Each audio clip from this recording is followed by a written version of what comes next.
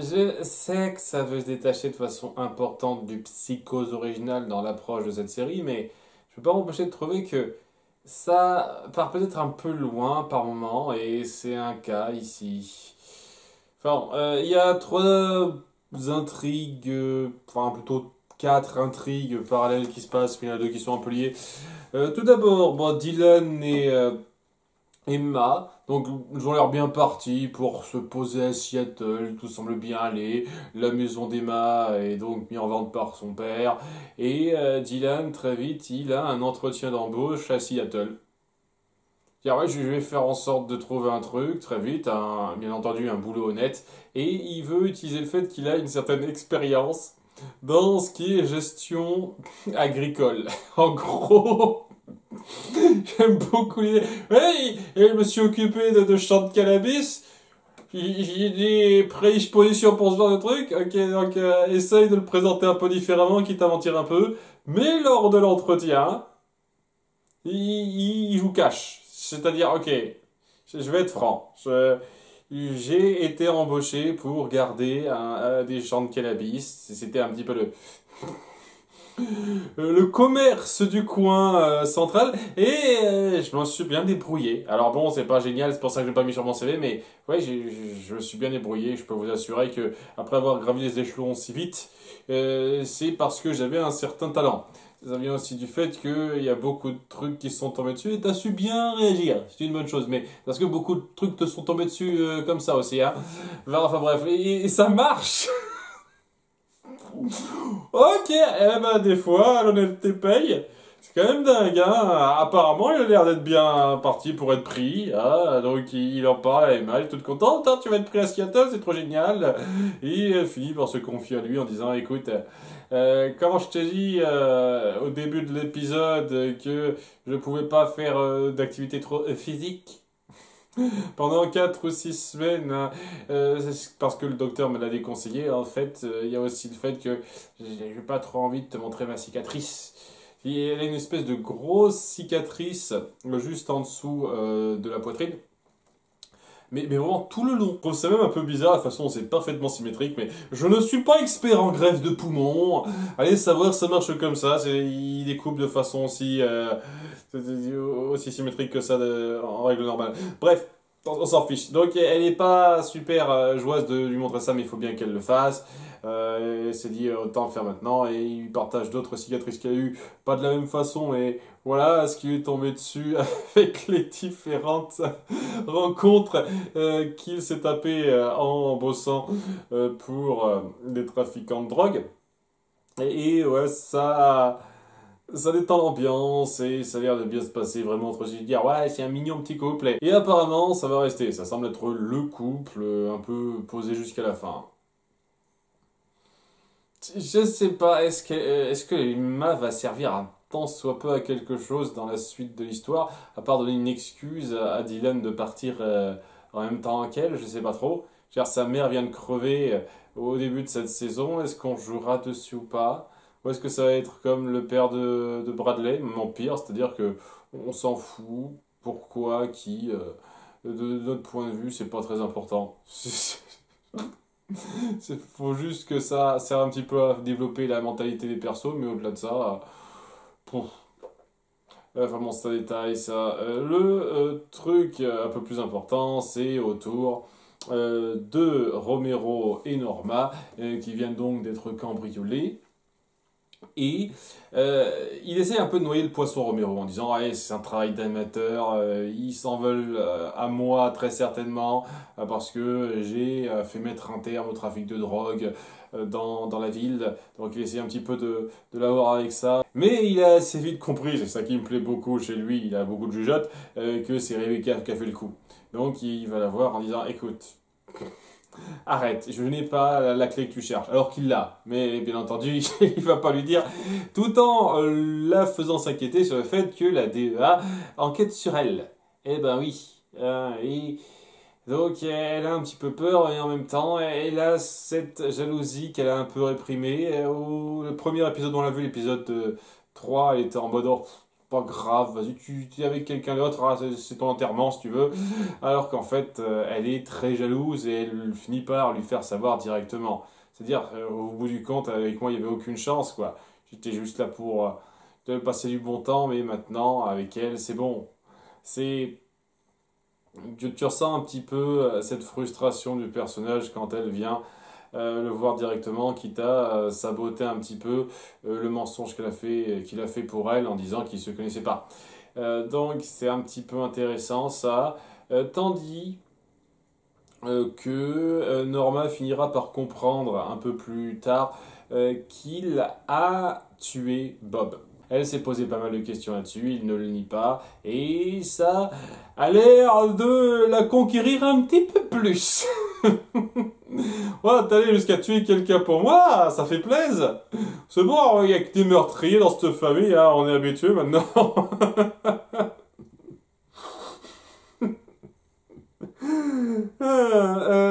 Oui, tandis que elle, de son côté, Norma, va vouloir refaire le vitrail qui a été cassé lors de l'effraction. Et elle viendra voir, je sais pas, le brick au dépôt du coin ou je sais pas trop quoi, en faisant une petite annonce au vendeur à l'accueil en disant hey, vous auriez pas quelqu'un pour venir s'occuper de mon vitrail? Et le mec dit non. D'accord, je vous laisse quand même ça si jamais vous avez quelqu'un à m'envoyer et tout et tout. Je m'appelle Norma Betts, voilà où j'habite. Et juste à côté, eh ben, il y a le voisin de Dylan qui passait par là, comme par hasard, et qui reconnaît très évidemment le nom Bates et se dit ok, il y a peut-être moyen d'arriver quelque part avec cette femme que je ne connais pas, mais qui a un nom bien familier. Et ouais, comme par hasard, quoi. C'est quand même assez dingue. Je trouve que c'est vraiment gros. Bref, il l'approche en lui faisant croire qu'il peut bosser sur son vitrail parce que c'est un peu spécialiste du genre. Et ça a l'air d'être un peu le cas en plus. Et le mec s'appelle Chick. Il faut que je retienne ce prénom. J'ai l'impression qu'il va être important dans cette saison, étant donné qu'il a été important la saison précédente. Et que j'apprécie une fois de plus que vous poursuiviez ça, que vous fassiez pas comme si c'était bouclé, on n'en parlait plus. J'apprécie vraiment ça. Il va donc l'aborder en mode je m'y connais bien, en construction, en verrerie, en design. Et il va assez vite l'amadouer en ayant une bonne présentation, en sachant bien se vendre dans un sens, pour bien montrer déjà qu'il connaît son sujet et qui aborde les différents sujets de façon assez naturelle en fait. Il passe une partie importante de leur départ à juste parler de ce qu'il connaît, parce qu'il se doute bien qu'il ne peut pas l'aborder en lui posant très vite des questions un petit peu personnelles. Et c'est au bout d'un moment, après qu'elle a un tout petit peu pris confiance en lui, parce que c'est un pro qui sait ce qu'il fait, qu'il finira par dire, vous savez, je connais votre fils en fait, je suis son voisin. Et il traînait avec ces deux autres mecs, là, je sais plus qui, la Gunner, c'est ça, et Caleb. Un peu intéressant. Et il jauge la situation. Et il essaye un petit peu d'avoir sa réaction pour savoir si elle sait certains trucs. Et lorsqu'elle dit que c'est son frère, il se dit étrange, le fils de Norma a dit que c'était son père. Et elle dit que c'est son frère en même temps. C'est pas courant ça. Donc il fait 2 plus 2 au bout d'un petit moment et il finit par venir la voir en jouant carte sur table. Et écoutez, j'ai un peu menti. Hein, il a même inventé un mensonge sur pourquoi il était mal en point parce qu'il y a toujours les restes de sa confrontation avec Caleb. Il finit par tout lui avouer. Il ce qui s'est passé. J'en veux énormément à ce mec et je pense que possiblement vous aussi en fait. Que j'ai un petit peu compris le principe qu'il a abusé de vous et que peut-être que vous auriez envie de vous en venger. Et il va aborder très vite la possibilité qu'il veut le revoir très certainement pour le buter. Et elle, qui n'a pas l'air complètement partante pour, il essaye de l'amadouer pour qu'elle soit partante pour, à un certain degré, tout en étant un peu menaçant. J'avoue que l'acteur le rend très bien. L'acteur le fait bien passer, je trouve que le gars a une vraie présence pour appuyer ça. Et je dois avouer aussi que c'était assez notable dans la saison précédente. C'est juste, ça faisait juste un petit peu rapide la façon dont ça se réglait à la toute fin de la saison pour moi. Mais le fait que vous poursuiviez là-dessus et que vous essayez vraiment d'appuyer un conflit avec Caleb qui n'est pas résolu et le gars va clairement pas aller voir ailleurs, lâcher l'affaire, c'est très intéressant. Comment Norma va réagir à ça, participer à ça ultimement, c'est une bonne question qui se pose pour moi. Mais ce qui est très intéressant aussi, c'est que durant tout cet épisode, c'est peut-être la toute première fois de toute la série, elle ne s'inquiète pas particulièrement de Norman. Elle l'évoque rapidement au tout début de l'épisode, mais après, elle est intéressée pour savoir comment réparer son vitrail, et elle s'intéresse aussi à ce que Romero a fait, et est-ce que ce type est vraiment bien pour moi ou pas. Oui, oui, beaucoup de femmes auraient beaucoup de chance d'avoir un mec comme lui, mais bon, c'est vraiment intéressant de voir que c'est peut-être la toute première fois en 4 saisons et demie que durant un épisode entier, elle ne pense pas particulièrement à Norman. En tout cas, ce n'est pas montré. Même si lorsqu'on se centre sur Norman, ça peut induire en erreur, puisqu'on se centre sur lui qui a fini par accepter de suivre une thérapie de façon honnête, sérieuse, faire des efforts pour avancer et tout, avec le docteur Edwards. À nouveau, je fais jamais gaffe, faut vraiment que je retienne ce nom.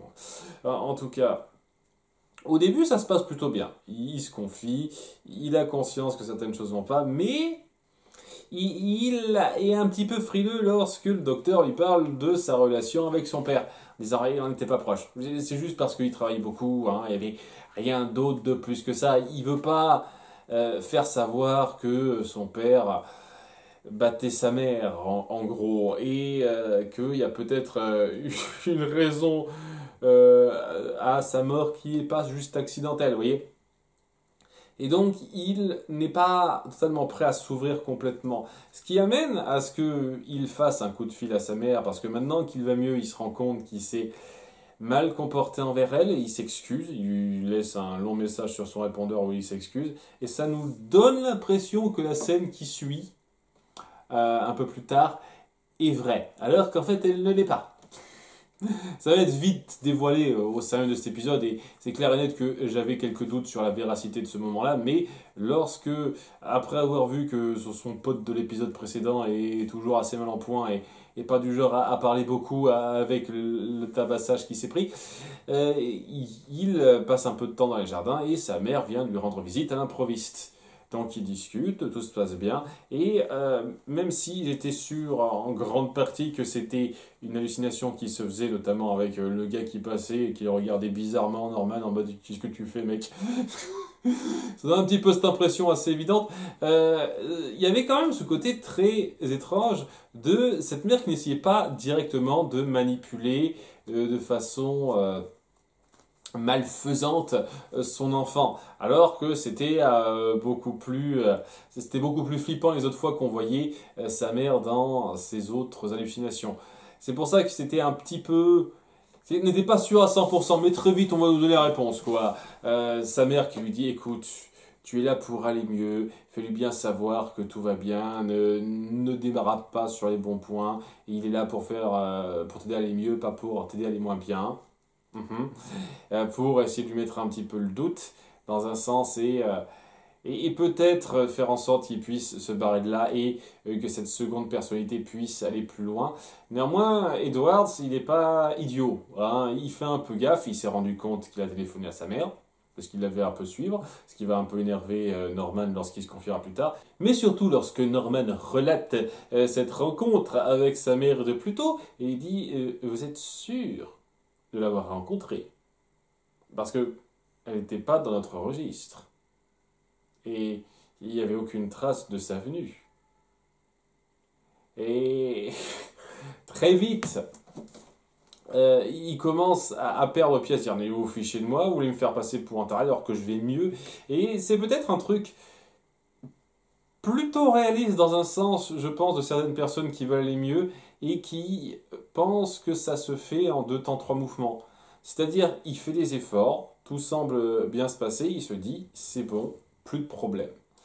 Et lorsque quelqu'un vient lui pointer qu'il y a encore des problèmes, tout de suite il se dit, non, ça va mieux, je ne veux pas qu'on m'affiche que je régresse, alors que je suis certain que non.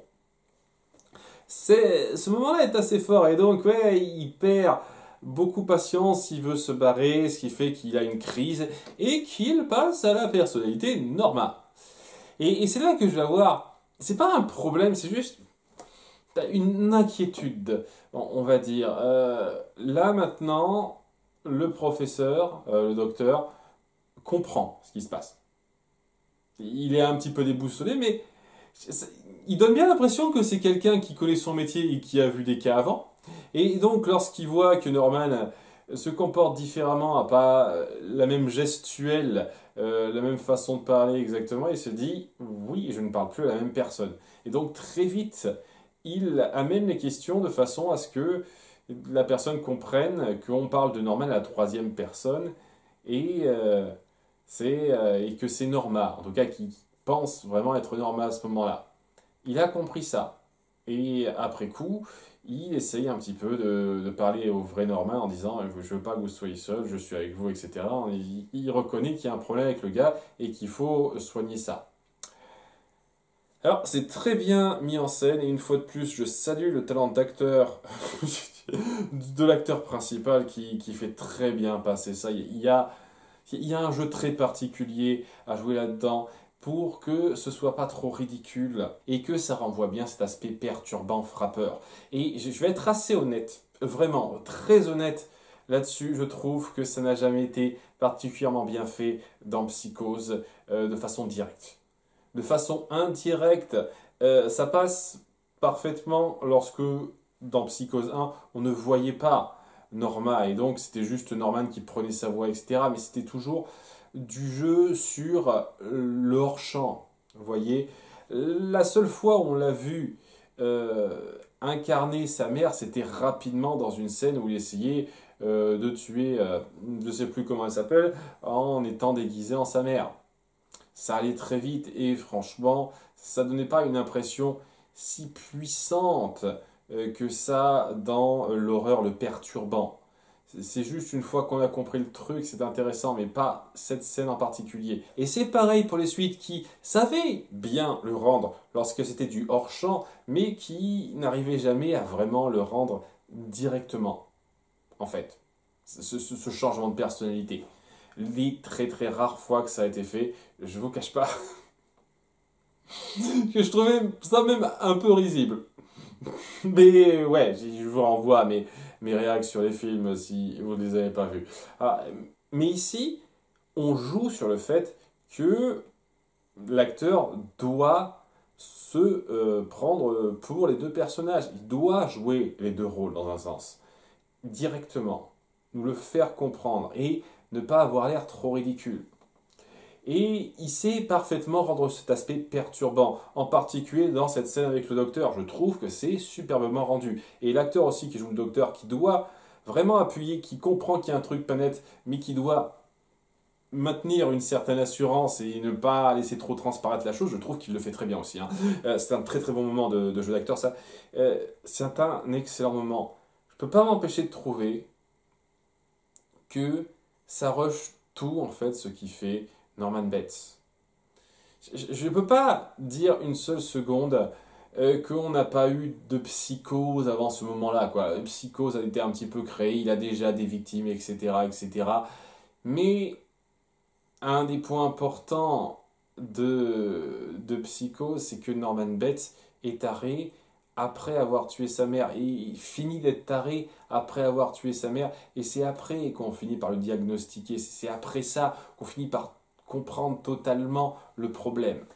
Et je pensais que c'était encore possible, même après l'épisode 2, qu'on ne soit pas jusqu'à ce stade-là, qu'il n'ait pas affaire à quelqu'un qui ait directement reconnu sa psychose, son dédoublement de personnalité, mais qui pense qu'il l'a soigné parce qu'il y avait une sorte de mise en scène suffisamment acceptable pour qu'on croie que c'était un peu autre chose et qu'il puisse possiblement aller mieux pour qu'il aille pas mieux et qui finisse par tuer sa mère, etc., etc. Enfin, vous connaissez le principe.